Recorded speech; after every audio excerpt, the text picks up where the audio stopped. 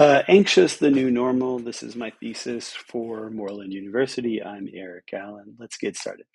So we'll break it down to 5 parts: the traditional intro, literary review, methodology, analysis, and then proposal for our local school. I start with the Beatles and understanding that anxiety is a global issue right now. And I see the modern reality of what globalization is kind of starting with the Beatles and the Beatlemania and all that craze that surrounded them. And they wrote the song Help, I Need Somebody back in 1965. And so if the Beatles, who had seemingly had everything, needed help, I think our students in the way more complex world need assistance in this. So let's help them and let's use some social emotional learning techniques.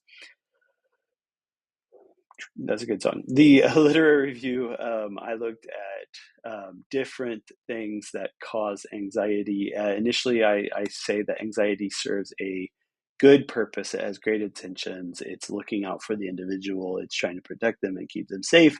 But when taken too far, which it does in the modern world, it kind of gets exaggerated. I looked at a book by Robert Sapolsky, Why Don't Zebras Get Ulcers? And his idea is that the zebra is actually in a fight or flight mode, when the lion is chasing after it. But it goes in that momentarily, whereas modern humans, we kick down into that drive all the time, whether that be, social anxiety, headaches, food. We're hungry. We're doing this. We're doing that. We don't fit in. We're wearing different clothes. We got pimples. I don't care.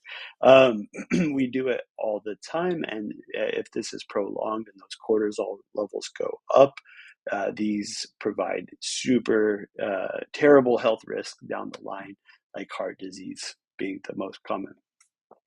He says it is a modern luxury to stress over what we stress over. And if you tell that child, don't panic, they tend to panic more.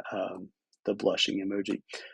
Moved on to what do students worry about? What are the questions under the rug? Maybe examples of not fitting in, maybe having a low body image. What does that girl or boy think of me, etc. Time was a huge issue here. There was time, like deadlines, of course, with papers that was mentioned. But I think what was more surprising was there's no time between classes. It's always rush, rush, go, go. Lunch was a common theme that was mentioned as well, being too short.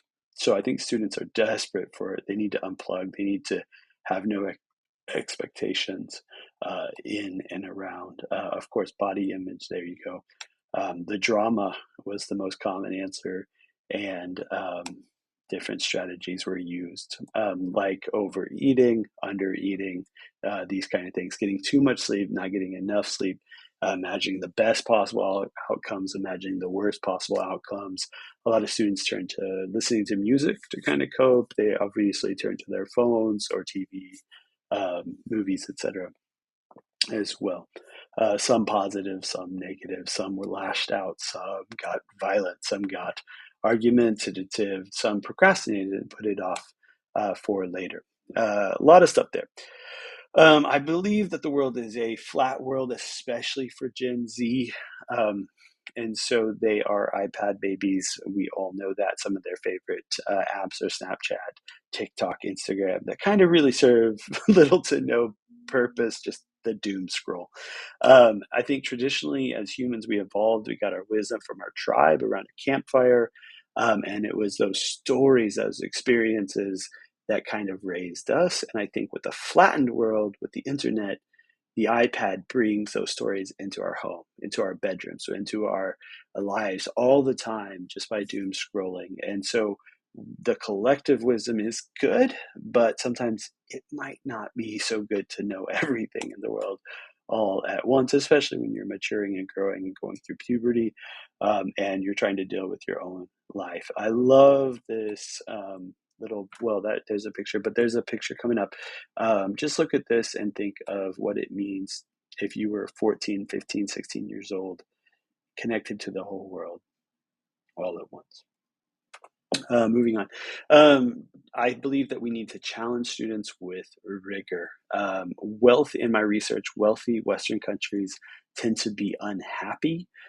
We live comfortable lives. We get our food from the grocery store, from McDonald's. We get air. We have air conditioning. We have lights. We have running water. It's so easy, and I think people in that situation tend to create drama. They create chaos, create problems. They see a small thing and they worry about it, maybe a little too much.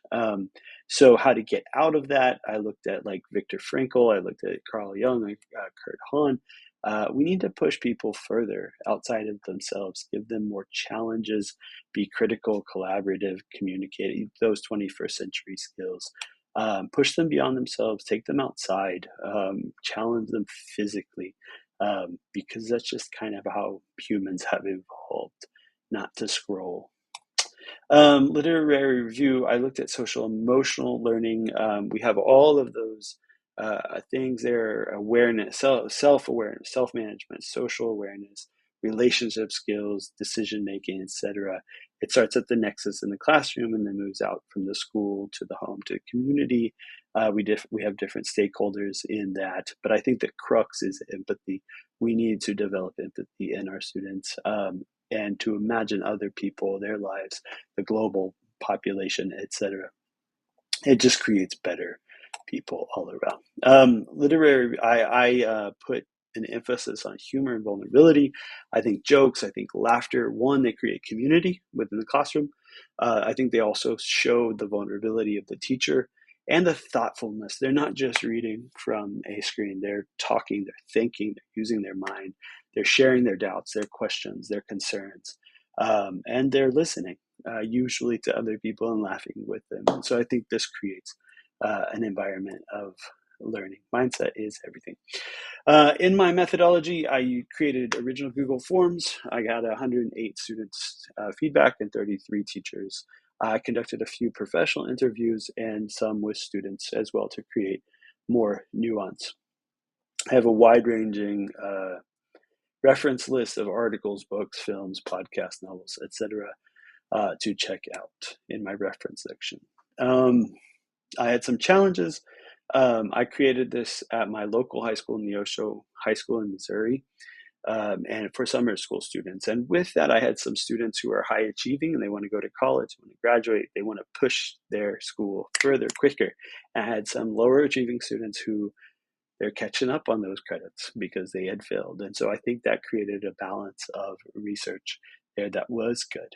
Male teachers in America, I think, are concerned about coaching, where I don't think that exists in most places. Sexual misconduct was also mentioned for male teachers, and that might be more universal. Gender perception, I do realize that not, and I did ask questions about the general binary male female questions for students and teachers, and I get that not all people identify as that. I get that that is maybe a too simplistic of a divide. And then I did ask questions to students about real life issues, about poverty, violence, illness, homelessness, etc. And I do realize that's an adult concept, but I'm not naive to think that students aren't concerned with some of those. So, what is my proposal for a school? I think we need staff training on stress management for students and common stressors. We need a phone ban that comes from the district, not from the teacher, not from the student, because we couldn't. Teachers are going to be inconsistent. Students cannot regulate themselves on that level. They can't. Teachers can't compete with the internet. So it needs to come from the district. I think we need to conduct original surveys. They can use mine if they want to, but to get more nuanced and real-time data from students that they have that year. Professional development days encouraged, outsource those, come up with speakers, collaborate together. Accountability and support. So admin needs to be bouncing around the school, and PLCs need to be meeting about this and keeping each other accountable. So it's something that's getting done. I think you sell that to the administration by telling them that these are 21st century skills. Your students are going to be better. They're going to be more equipped for college. They're going to be better prepared for the workforce. They're going to make your community just better by being more informed, and that's going to trickle out. So, and then of course, rinse, reform, and repeat for best practices. Um, here are a bunch of references. Thank you.